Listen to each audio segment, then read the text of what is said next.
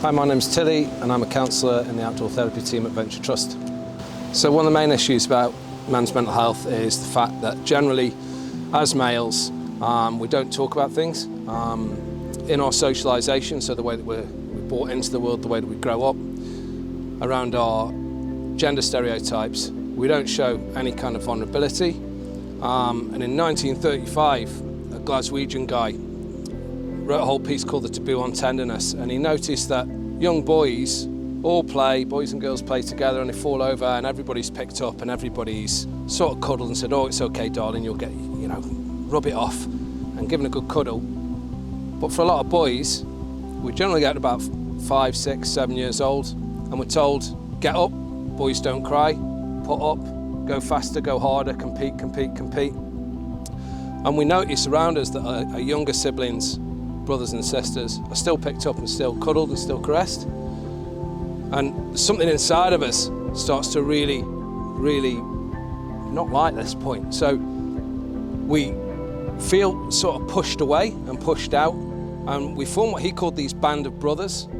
So you often see these gangs of young men, and they sort of hang around together, and they're united in this sense of being sort of pushed out and sort of neglected in a way, or abandoned.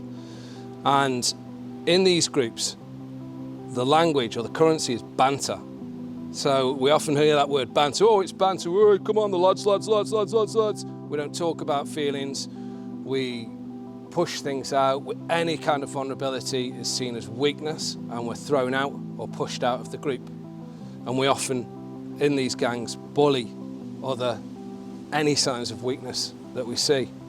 Yet as soon as alcohol's involved, are sort of the guardians of the unconscious get a bit tipsy and let some of these vulnerabilities out. And we often see these gangs, as soon as they've had a few beers, cuddling and kissing each other, going to the football, and really being vulnerable with each other, because the excuse is, oh, we were drunk.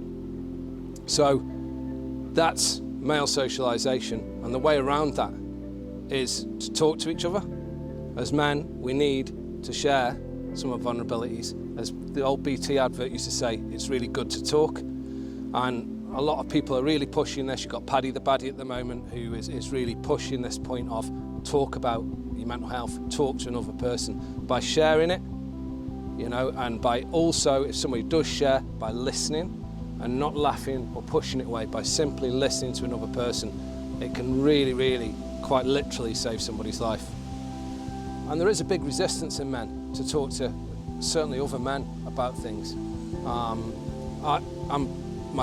from working class communities in the northwest of England, and I've grown up with male socialisations, and a lot of the trouble associated with that we've spoken about. And I had a resistance to counselling myself, but to become a counsellor you have to go through that process.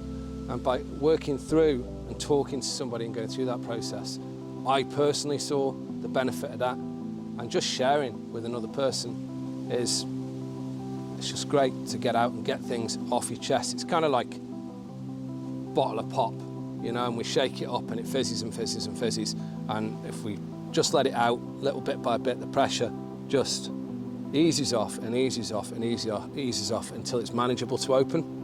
So that's really important. So at Venture Trust, we've got an outdoor therapy program, and that works. It's 50-minute sessions, and we come over to your bit, so wherever you're at in a green and blue space, and we come same time, same place, and it's the same person, so the same counsellor, so we build those relationships up with another person, and we do that for 12 weeks. If you go onto Venture Trust website, you can get on there. There's lots of information about the service.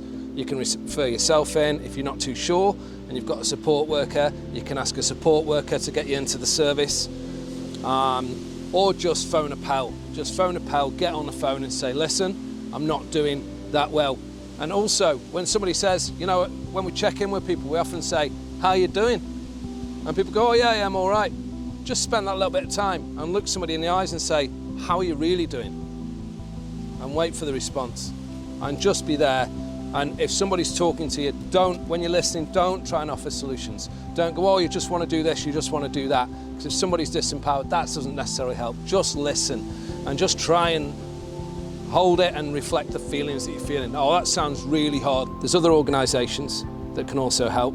A really good website is CALM, which is the Campaign Against Living with Misery, and that's got lots of really good resources on it. There's Samaritans, who you can phone as well, and there's the Men's Awareness something, I can't forget it, but I'll bring that in a second when I do remember it. I wrote it down. Right, are you still recording? Yeah. There's also the Men's Health Forum. Mint, that's it.